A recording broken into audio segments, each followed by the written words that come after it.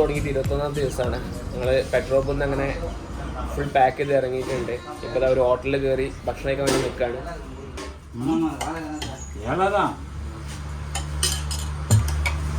വട എടുക്കലാണോ? 2 വട. ഇത് വേണ്ട വട. നല്ല വിശക്കുന്നുണ്ട്.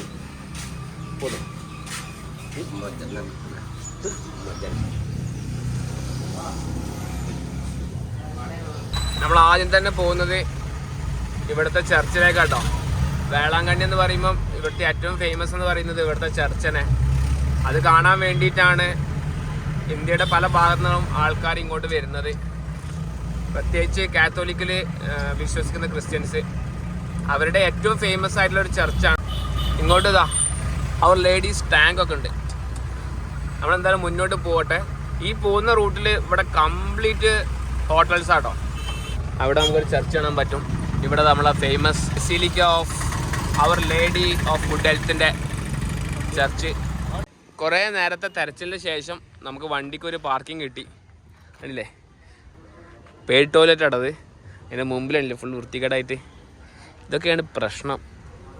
തമിഴ്നാട് ശ്രദ്ധിച്ച കാര്യം എന്ന് വെച്ചാൽ കുറേ സാധനങ്ങൾ അടിപൊളിയായിട്ട് ഇപ്പോൾ ഉണ്ടാക്കി വെച്ചിട്ടുണ്ട്.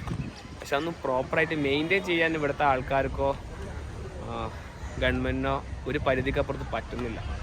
ആദ്യം പോകുന്നത് ഇവിടുത്തെ ബീച്ചിലാട്ടോ. കണ്ടില്ല, ഇങ്ങനത്തെ ചെറിയ ടവർ ഉണ്ടാക്കി വെച്ചിട്ടുണ്ട് അവിടെ ഇവിടെ ഒക്കെ ആയിട്ട്, ബീച്ചിൻ്റെ പല ഭാഗത്തായിട്ട്. കൊള്ളാട്ടോ. കുറേ ആൾക്കാരുണ്ട് കേട്ടോ ഈ ഒരു സമയപ്പോഴേക്കും. സമയം ഇപ്പോൾ 10 മണി ആയത്. രസമാട്ടോ ഓരോരുത്തരിങ്ങനെ വന്ന് കളിക്കുന്നത് കാണാൻ വേണ്ടിയിട്ട്. ചുമ്മാ അങ്ങനെ വായി നോക്കിയിരിക്കാം.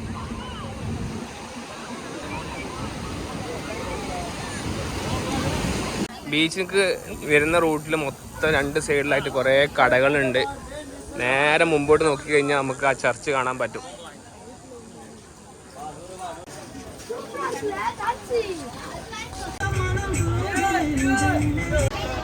കുറേ ആൾക്കാർ വേളാങ്കണ്ണി വന്നിട്ട് മൊട്ടടിച്ച് പോകുന്നുണ്ട് കേട്ടോ.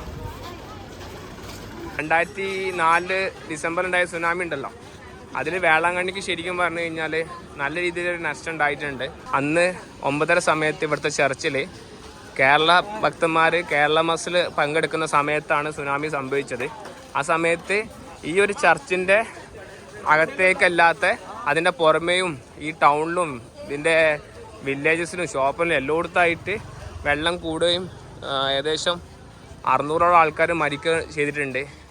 അതിൽ കുറേ ആൾക്കാരുടെ ഡെഡ് ബോഡി ശരിക്കും പറഞ്ഞു കഴിഞ്ഞാൽ തിരിച്ചറിയാൻ തന്നെ പറ്റിയിട്ടില്ല. ഡിസ്റ്റൻസ് നമുക്ക് ചർച്ച് ഇങ്ങനെ കാണാൻ പറ്റും. ഇവിടെ വെള്ളിയും ശനി ഞായർ ദിവസങ്ങളിൽ വരുന്ന സമയത്ത് അത്യാവശ്യം നല്ല ക്രൗഡായിരിക്കും. അല്ലാത്ത ദിവസങ്ങളിൽ കുറച്ചൊരു കുറവുണ്ടാവും.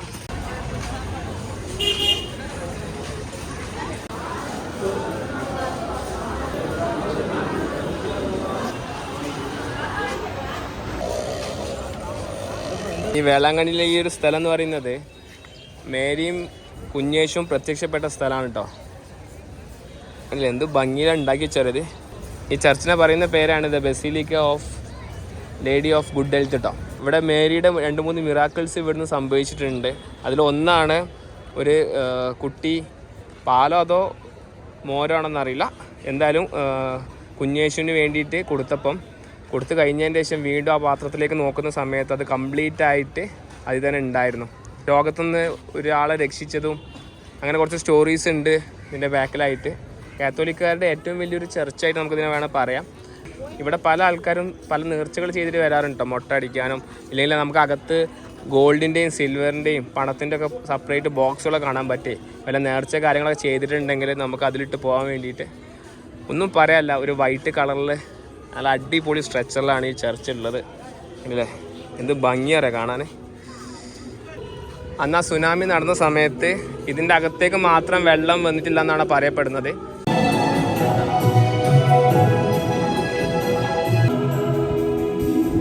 രാവിലെ സമയത്തുണ്ട് പ്രയറും കാര്യങ്ങളും നടക്കുന്നുണ്ട്. എന്താ പറയുക, അല്ലെങ്കിലും ഇവിടെ എല്ലാ ദിവസവും എന്തെങ്കിലുമൊക്കെ ഫംഗ്ഷനായിട്ട് നടന്നുകൊണ്ടിരിക്കുന്നുണ്ടാവും. 5 ഭാഷയിൽ മാസ് നടക്കുന്നുണ്ടെന്നായിട്ട് പറഞ്ഞു കേട്ടിട്ടുണ്ട്. ഇനി അത് എത്രത്തോളം ശരിയാണെന്ന് എനിക്കറിയില്ല. അത് നിങ്ങൾ തന്നെ പറയും കമൻറ്റിൽ അറിയുന്നവർ. ഇതാണ് ശരിക്കും ഇതിൻ്റെ എൻട്രൻസ് വരുന്നത്. കണ്ടില്ലേ, അടിപൊളിയല്ലേ. മേലേക്ക് പോകാൻ വേണ്ടിയിട്ട് 2 സൈഡിലുള്ളിൽ ഇങ്ങനെ നടവഴി ഉണ്ട്.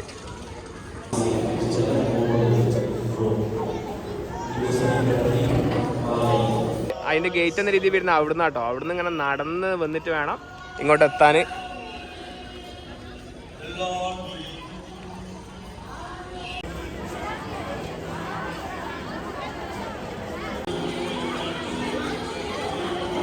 ഇതിൻ്റെ മുകൾ ഭാഗം കേട്ടത്.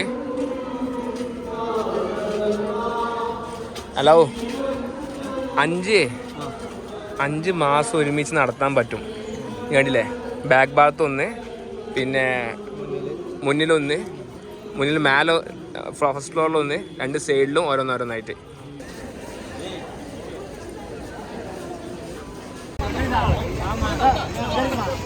ഇവിടുന്ന് എല്ലാവരും മൂടി കളഞ്ഞിട്ട് നേരെ കടലിൽ പോയി കുളിക്കുക ചെയ്യുന്നു കേട്ടോ.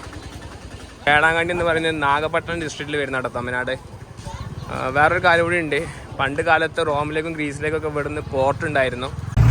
വിസിറ്റ് അഗെയിൻ അവർ ലേഡീസ് ട്രെയിൻ. ഇവിടുത്തെ ബസ് സ്റ്റാൻഡാണ് കേട്ടോ അത്, വേളാങ്കണ്ണി. ഞങ്ങളേ വേളാങ്കണ്ണിത്തെ അതിമനോഹരമായിട്ടുള്ള വെയിൽ കാരണം ഞങ്ങൾ ഒരു നാരൻ സോഡ കുടിക്കാമെന്ന് വിചാരിച്ചു. വേണ്ടില്ല, ഫുള്ള് നെല്ല് ചാക്കിലൊക്കെ വെച്ചിനെ.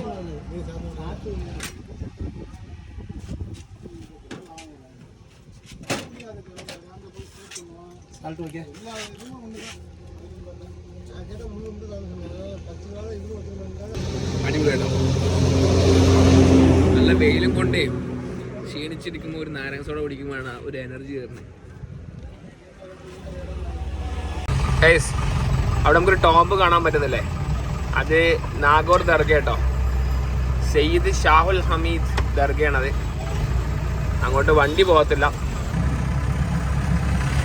നല്ല ഭംഗിയുണ്ട് കേട്ടോ അതിൻ്റെ ഇത് കാണാൻ, ടോംബ് കാണാൻ. നമ്മളെ ഈ ട്രിപ്പിൽ നമ്മൾ ആദ്യമായിട്ട് പോലീസ് ബുക്കി. നമ്മൾ ബുക്കും പേപ്പറും കാണിച്ചു കൊടുത്തു, ഇൻഷുറൻസ് കാണിച്ചു കൊടുത്തു. അപ്പോൾ പോകാൻ വേണ്ടി പറഞ്ഞു. സീനൊന്നുമില്ല കേട്ടോ, ഫുള്ളാണ്. നമ്മൾ പോണ്ടിച്ചേരിൻ്റെ ബോർഡറിലേക്ക് കടന്നിട്ടുണ്ടോ ഒരു സംശയം ഉണ്ട്. അതുകൊണ്ടായിരിക്കും അതൊക്കെ. കരൈക്കൽ എന്ന് പറഞ്ഞ സ്ഥലത്തെത്തിയിട്ടുണ്ട്. മോശമില്ലാത്ത ടൗൺ കേട്ടോ അത്. അങ്ങനെ നമ്മൾ സെൻട്രൽ ഗവൺമെൻറ് ഭരിക്കുന്ന പോണ്ടിച്ചേരിയിലേക്ക് എത്തിയിട്ടുണ്ട്, അതായത് യൂണിയൻ ടെറിട്ടറി. നമ്മളെ വീണ്ടും പോലീസ് നോക്കി. 1 ചെക്കിങ് ആട്ടോ അവിടെയൊക്കെ. വണ്ടീൻ്റെ ബുക്കും പേപ്പറൊക്കെ കറക്റ്റായതുകൊണ്ട് വലിയ സീനില്ല. ഈ ട്രിപ്പ് തുടങ്ങിയതിന് ശേഷം ആദ്യമായിട്ടാണ് നമ്മളെ പോലീസ് വെക്കുന്നത്. അത് ഇന്ന് തന്നെ നമ്മൾ 2 പ്രാവശ്യം പോയി. നമ്മുടെ മായി യൂണിയൻ ടെറിട്ടറിയിൽ വരുന്നതാണ്. എന്തായാലും കൊള്ളാം അല്ലേ. നമ്മുടെ ഹെൽമെറ്റ് ഇടാതെ പോകുന്നതിന് പോലീസ് ആരും കൈയാടുന്നില്ല കേട്ടോ. മെയിനായിട്ട് 4 വീലേഴ്സിനെ കൈയാടുന്നത്. അതിൻ്റെ എല്ലാം ചെക്ക് ചെയ്യുന്നുണ്ട്. ടാക്സി വണ്ടിൻ്റെ ഫസ്റ്റ് എയ്ഡ് വരെ ഉണ്ടോയെന്നുള്ളത് ചെക്ക് ചെയ്യുന്നുണ്ട്. റോഡിൻ്റെ കൺസ്ട്രക്ഷൻ ഇവിടെ തകൃതിയായിട്ട് നടക്കുന്നുണ്ട്.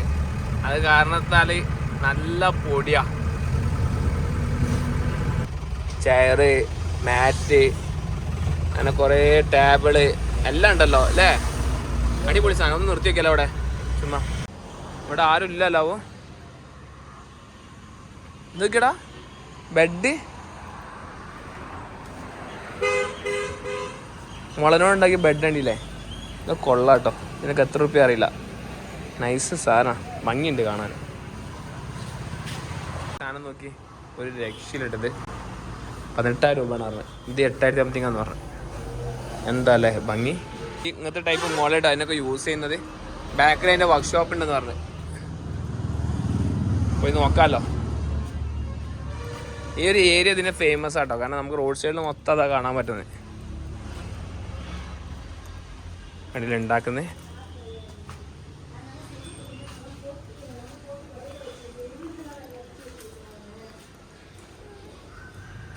മുളൻ്റെ കവറൊക്കെ ആദ്യം ഒഴിവാക്കി ഇങ്ങനെ വളച്ച് ബാൻഡാക്കി ഇങ്ങനെ സെറ്റാക്കി ഉണ്ടാക്കിക്കൊണ്ടിരിക്കുക കേട്ടോ. അവിടെ ഒക്കെ വെറൈറ്റി കുറേ ഡിസൈനുകളുണ്ട്. ഒക്കെ മുളയെ കൊണ്ട് ഉണ്ടാക്കിയതാണ്. നല്ല അട്രാക്റ്റീവ് ആയിട്ടുള്ള രീതിയിൽ ഉണ്ടാക്കി വെച്ചിട്ടുണ്ട്. ഒക്കെ ഒന്നും പറയാല്ല. ഈ ഒരു സൈഡിൽ ഇങ്ങനെ സ്ട്രൈറ്റ് ആയിട്ട് കണ്ടമാന തന്നെ. എന്തെങ്കിലും ഓർമ്മക്കായിട്ട് ഇവിടുന്ന് വാങ്ങിയാലോ. തൈക്കൽ എന്ന് പറയുന്ന സ്ഥലം കേട്ടോ. തൈക്കൽ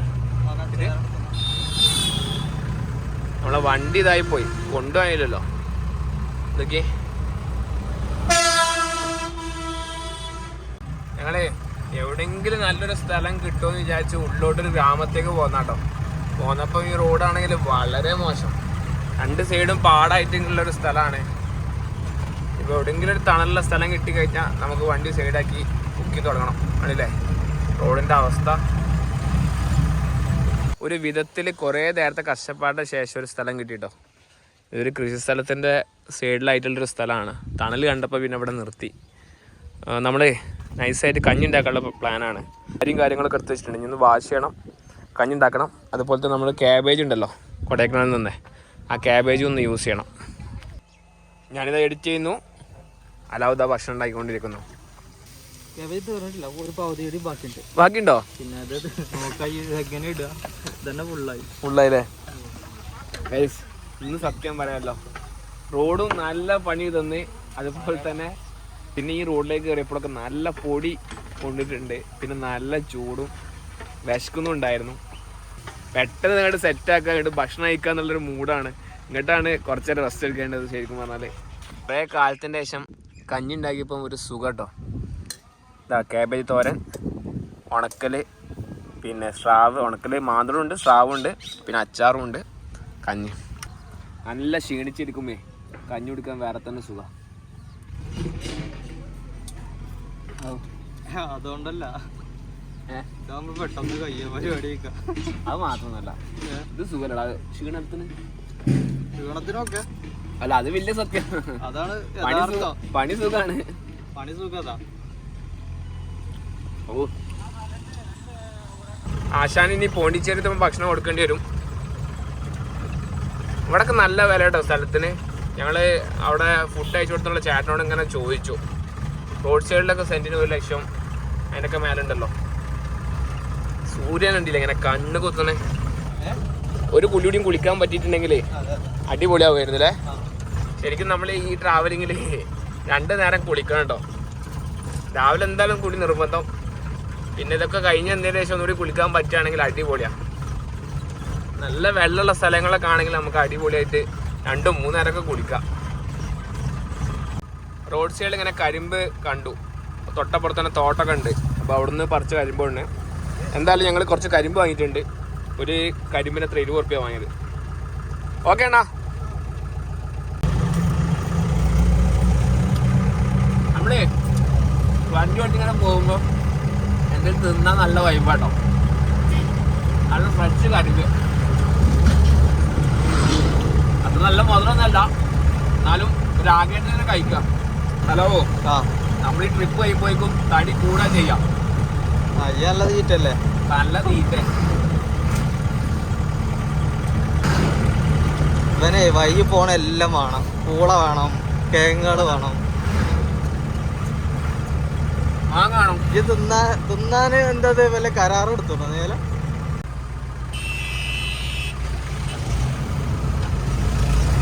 റോഡ് നല്ല റഷാണ്. അത് മാത്രമല്ല ഏരിയ മൊത്തം റോഡ് പണി നടക്കുകയാണ്. നല്ല പൊടി മൊത്തം ഞങ്ങൾ തിന്നുന്നുണ്ട്. തമിഴ്നാട്ടിലെ പൊടിക്ക് വലിയ ടേസ്റ്റ് ഒന്നും ഇല്ലല്ലേ? ഇനിയും 35 കിലോമീറ്റർ ഉണ്ട് പോണ്ടിച്ചേരി. റോഡ് പണി നടക്കുന്ന കാരണത്താൽ വൻ സീനാണ്. അതായത് ഒടുക്കത്തെ പൊടി. നമ്മൾ തമിഴ്നാടിനെ കുറിച്ച് ഇത്ര നേരം പറഞ്ഞതൊക്കെ ഒരു നിമിഷം കൊണ്ട് കളഞ്ഞു ഒഴിച്ചായിരിക്കായി. 1 കിലോ പൊടിയെങ്കിലും മേല് കയറിയിട്ടുണ്ട് കേട്ടോ. നമ്മൾ അങ്ങനെ ഓടിച്ചോടിച്ച് പുതുച്ചേരിയിലേക്ക് നമ്മൾ എത്തിക്കൊണ്ടിരിക്കുന്നു. ഈ ഒരു പാളത്തിൻ്റെ അങ്ങോട്ട് പുതുച്ചേരിൻ്റെ ഏരിയ ആണ്. നേരത്തെ നമ്മളെ പോലീസുകാർ പൊക്കിയപ്പോൾ അവർ പറഞ്ഞത് ഇത് പോണ്ടിച്ചേരിയുടെ ഭാഗം എന്നല്ല പറഞ്ഞ്. അവിടെ മാത്രം കുറച്ച് ഭാഗം ചിലപ്പോൾ ഉണ്ടാവുന്നതായിരിക്കും അല്ലേ? എന്താന്നുള്ള മനസ്സിലായില്ല. നമുക്ക് മാപ്പ് നോക്കുന്ന ഒരു ഐഡിയ കിട്ടും. ഞങ്ങളേ 2-3-4 പെട്രോൾ പമ്പിലൊക്കെ ചോദിച്ചോ കേട്ടോ, ആരും സമ്മതിക്കുന്നില്ലല്ലേ. ശരിക്കും ഇങ്ങനത്തെ ടൗണുകളിൽ നമുക്ക് കിട്ടാൻ ടാസ്ക്കാണ്. ഇവിടെ റൈറ്റ് സൈഡിലൊന്നും ഉണ്ട്. ഇപ്പം കയറി നോക്കുകയാണല്ലോ.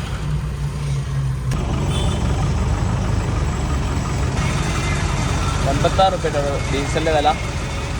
നമ്മൾ അടിക്കുന്ന ഇതുമായിട്ട് 10 രൂപ വ്യത്യാസമുണ്ട്. ഞാൻ മൂപ്പരോട് ചോദിച്ചു, കേരളത്തിൽ നിന്നാണെന്ന് പറഞ്ഞു. ഓക്കെ എന്ന് പറഞ്ഞിട്ട് മൂപ്പര് താമസിക്കാനുള്ള പെർമിഷൻ തന്നിട്ടുണ്ട്. അപ്പോൾ സീനൊന്നുമില്ല. ഹലോ സെറ്റാണ് കൂള്. വണ്ടി അങ്ങോട്ട് വെക്കാൻ പറഞ്ഞു ആ ഗ്യാപ്പിൽ. ഈ കാണുന്ന പമ്പിലാണ് ഇന്നലെ വണ്ടി നിർത്തിയത്. ഇവിടെ കണ്ടില്ലേ ഈ ഒരു സെറ്റപ്പിലായിട്ട് കിടന്നുറങ്ങിയത്. സുഖമായിട്ട് കിടക്കാൻ പറ്റി. അകത്ത് കുറച്ച് കൊതുകിൻ്റെ ശല്യം ഉണ്ടായിരുന്നു അലാവിന്. ഞാൻ മുകളിൽ നെറ്റുള്ളതുകൊണ്ട് എനിക്ക് വലിയ പ്രശ്നമൊന്നും ഉണ്ടായിട്ടില്ല. അപ്പോൾ എന്തായാലും ഞാൻ ഈ ഒരു വീഡിയോയുടെ അവസാനിപ്പിക്കുകയാണ്. ഈ ഒരു വീഡിയോ ഇഷ്ടപ്പെട്ടിട്ടുണ്ടെങ്കിൽ മാക്സിമം എല്ലാവർക്കും ഷെയർ ചെയ്യുക. അതുപോലെ ഇൻസ്റ്റാഗ്രാമിലും ഫേസ്ബുക്ക് വഴി ഫോളോ ചെയ്യുക. അപ്പോൾ അടുത്തൊരു വീഡിയോ വീണ്ടും കാണാതായിരിക്കും. Bye guys.